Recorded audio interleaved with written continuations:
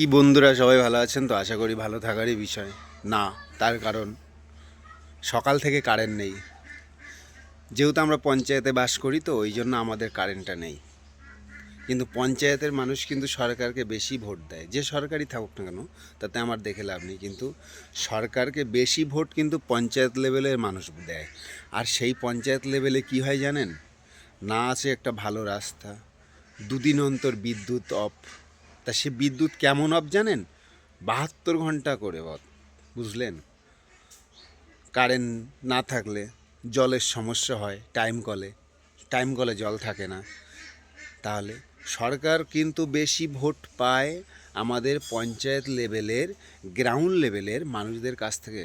আর সেই সরকারের কর্তব্য তাহলে কি এইগুলো নেই? তাহলে তার দেখার কর্তব্য, কিন্তু তা নেই, দেখার কোনো কর্তব্য মানে দেখারই নেই। আমাদের পঞ্চায়েত লেভেলের লোকেরা রাস্তা খারাপ ভোগ করছে, দুদিন অন্তর কারেন্ট অফ ভোগ করছে, জল নেই কলে, সেটাও টাইম কলে, সেটাও ভোগ করছে। তাহলে ইলেকশন আসলে আমরা দু হাত তুলে পঞ্চায়েত লেভেলের মানুষরা সরকারকে ভোট দেয়। আর পরিষেবা সেখানে আমরা সব রকম বন্ধের পরিষেবা পাই। এটা কি ঠিক? এটা তো ঠিক নয় না। আজ দুদিন অন্তর বিদ্যুৎ বন্ধ আমাদের পঞ্চায়েত লেভেলের মধ্যে, দুদিন অন্তর বিদ্যুৎ বন্ধ। এমন বিদ্যুৎ বন্ধ, সে 12 ঘন্টার উপরে বিদ্যুৎ বন্ধ হয়ে যাচ্ছে। কেন এগুলো কেন?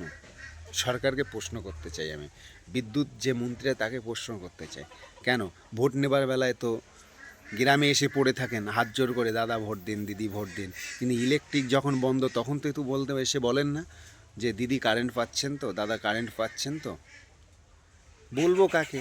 সরকার যেমন চলছে আমাদেরও তেমনভাবে চলতে হবে, এটাই আমাদের এখন অভ্যাসে পরিণত হয়ে গেছে। যদি কখনো সরকার পরিবর্তন হয়, জিনিসগুলোও পরিবর্তন হয়তো হতে পারে।